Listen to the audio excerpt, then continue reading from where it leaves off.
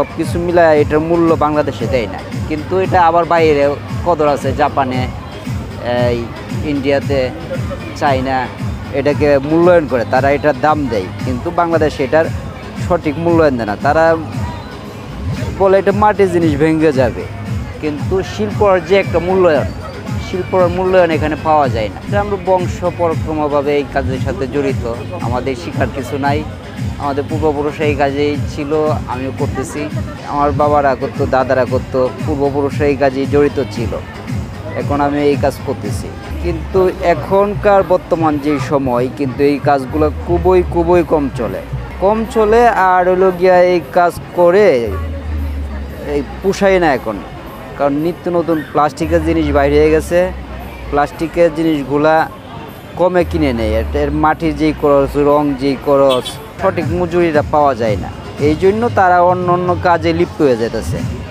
কিন্তু এখন আমাদের এখানে ফ্যামিলিতে 40টা ঘর আছে, এর মধ্যে 2-3টা ঘরেই কাজ করে, আমি করি, আমার মতন আর 1-2জন করে, কিন্তু আগে সবাই করতো, কিন্তু সবাই এখন সাইডা দিছে, অন্য কাজে লিপ্ত হয়ে গেছে।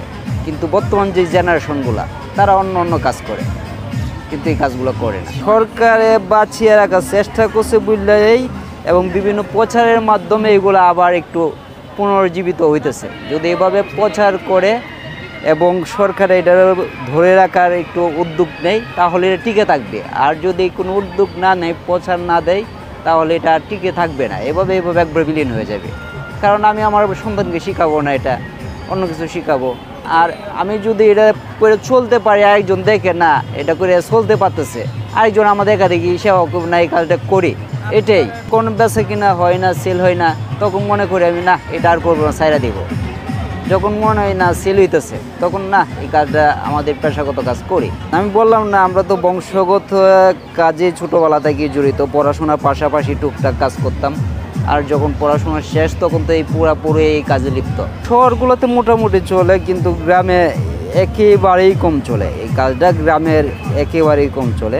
শহরও কিছু সংখ্যক মানুষ নেয় এটা, আর কিছু সংখ্যক মানুষ মাটির জিনিস ঘরে রাখবো, ভাঙ্গা যাবে, কিন্তু যাদের এটার প্রতি ভালোবাসা আছে, মাটির প্রতি আন্তরিকতা আছে, মাটিকে ভালোবাসে, দেশি পণ্যকে ভালোবাসে, তারা আবার এগুলোকে পছন্দ করে, তারা কিনে নেয়।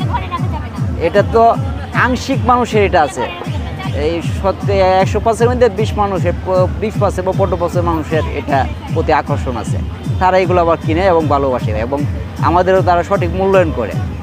আর যারা এটার প্রতি আন্তরিকতা নাই, এরা আবার এই ভালোবাসাও নাই, আর এটা সঠিক মূল্যায়নও নাই। 25% লোক এবং মাটির হাঁড়ি পাতিল, জগ মগ এগুলোতে খাইতে পছন্দ করে, ব্যবহার করতে পছন্দ করে, এগুলো খুব ভালোবাসে, এগুলোতে খাইলে রোগ শোক হয় না।